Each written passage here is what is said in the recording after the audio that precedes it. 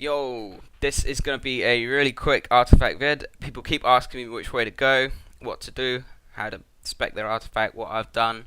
So I was just going to make a quick video just to show people the path that I go. Once and for all, this is for PvP. There's going to be a link to a guide in the text description. And that will have a PvE pathway, but I'm not a fan, so I didn't go that way. So yeah, you start here, obviously, and you go to Smite. You don't have a choice, and then you pick up your 3 points in penance. This is the good shit. You want that. Don't forget that. Once you've got that, though, you go the other way, and you get shield. You get Darkest Shadows, and then sadly, you have to get this, because what you want is this bad boy. This thing is amazing. This is probably your best talent on the tree. You can do stupid burst with it. You can do stupid healing with it. Just helps you out. No end. But that also means you're going to need to keep Purge the Wicked or Shadow of Pain, wherever you've got up, on at least one target a decent amount of the time, because it's like a proc per minute kind of thing. It's got a cooldown once it procs. But yeah, it's good shit. Get it. So once you've got that, come up here, you got that. Then you go back this way and you get this one. This makes your fade reduce damage for reduce damage by 10% for 6 seconds. And the good thing is, fade is off global, and it's usable while silenced. So you get silenced, you use fade. That is it. As long as they're on you, not on someone else. But yeah, if you get silenced, your first thing to do is fade as soon as you can, because you're gonna get stunned soon probably, and you can't do anything while silenced other than that. So it's a good choice. Next you get this one. 3 of 3 is 30 sec cooldown off pain suppression, so it makes it 3.5 minutes. It's good stuff.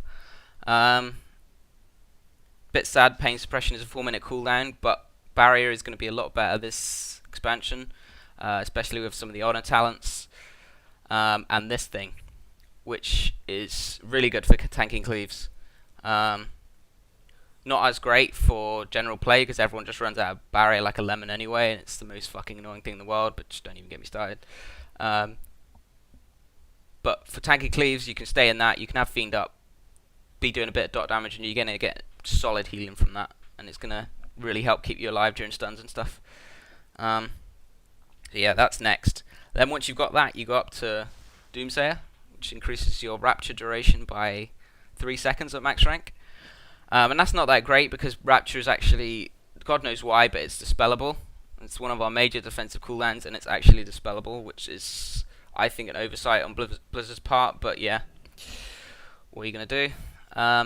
Then you get this, Speed of the Pious, which is just generally nice mobility. You should, at the moment, really always be trying to reposition when you're penancing, no matter what. And that just means you go further during the penance. Solid talent for 1 point. Just a bit sad it's all the way up there, but we'll get it soon, so no biggie. After you get that, you can go down to Borrowed Time, which is just solid passive bit of haste. After you apply Atonement, which is always nice. 15% less cast time on Light's Wrath is a decent amount off.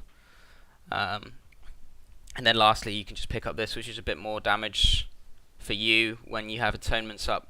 Not that great, but it's okay for 1 point. Then after that, you got 3 things left. You got Taming the Shadows, Share in the Light, and the Edge of Dark and Light. And this is more personal preference, which way you're gonna go.